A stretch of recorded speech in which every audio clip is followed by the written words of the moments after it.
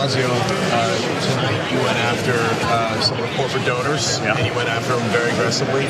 Just recently, Joe Biden went and asked a Republican billionaire for money. He was rejected. Do you think that it was wrong of him to ask? Yeah, I mean, we've got to get real here. Joe Biden has bigger problems than asking a Republican billionaire for money. But on top of that, he's got to realize that this is not the party of billionaires. This is not the party of the donors anymore. We've fought a lot of battles in this party to say to the DNC and everyone else, we're not doing that anymore. And, there was a really painful article I read about Joe Biden having a big fundraiser in New York and reassuring these wealthy donors that, quote, nothing would fundamentally change under his leadership. Well, what I think people in this country want to hear is that a lot's going to fundamentally change, that this is going to become a country that's more fair, that's about working people. That's not going to be a country that so many people are struggling to live in, no matter how hard they work. So, no, I think we got to make a clean break and be really clear who we are. And I think tonight was about that. I think tonight was about the heart and soul of this party. And I'm very, very comfortable that I said, look, we got to be one thing. We're about working people, and we're not about working people and get ready to lose again. Okay, so strong words there. That's the Bill de Blasio that I was reading about during his run for that's office. the Bill de Blasio that ran for mayor of New York. That's not the mayor of New York currently. Exactly, yeah. They should have a talk, and they should figure something out, those two guys. What did you think about Bill de Blasio there? Well, so just being from New York, I think Bill de Blasio does get a bit of an unfair shake. And I think we all have to be conscious about how the New York City media is dominated by a lot of big money. New York City, as was mentioned in the debate, has it's one of the wealthiest cities in the world, but it has a massive wealth disparity.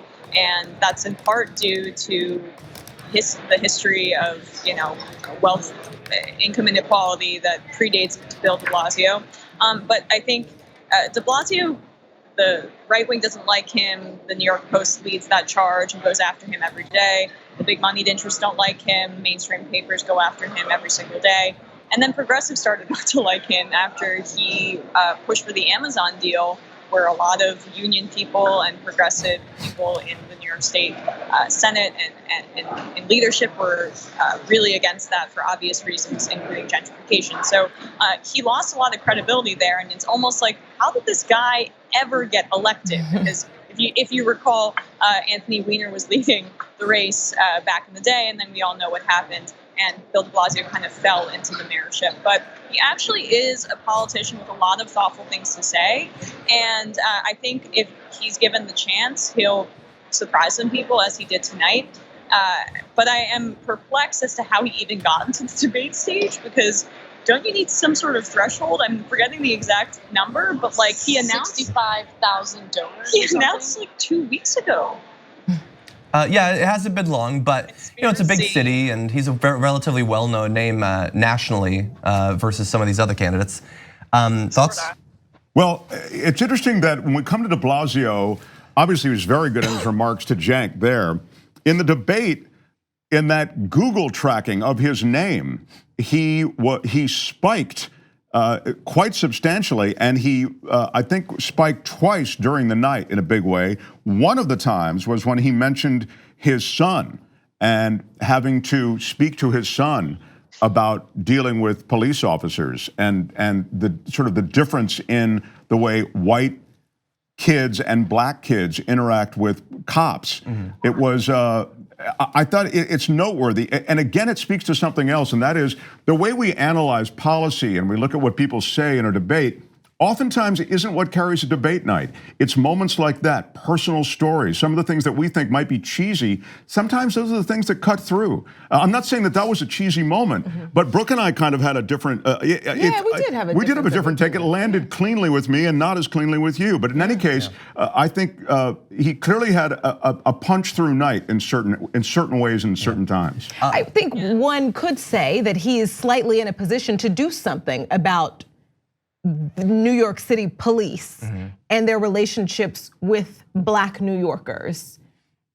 I mean, I think that's a huge complaint with him. If you get past Amazon and get past what right-wingers think about him, I think the black community in the city of New York thought they had a different fighter than they did. Yeah. And people are mad at him about the subway, but I do think there's a huge issue still between the NYPD stop and frisk is officially over, but there is still a massive issue with the NYPD and black people, black men specifically, but a lot of black women too, in New York City, and one could say that I want to go to he's in a something position related to to help. this. So we have a video. If we could get video 17 ready, I believe this is him talking. I believe about this topic and referencing his son, which is a theme that came up during his last election, actually. Rachel, I am chief executive of the nation's largest city, and I also want to just say something quick on the gun issue and come to your question. Look, I run the largest police force in America too, and if we're going to stop these shootings, we're going to get these guns off the street, we have to have a very different relationship between our police and our community. I also want to say there's something that sets me apart from all my colleagues running in this race, and that is for the last 21 years, I've been raising a black son in America. And I have had to have very, very serious talks with my son Dante about how to protect himself on the streets of our city and all over this country, including how to deal with the fact that he has to take special caution because there have been too many tragedies between our young men and our police too, as we saw recently in Indiana.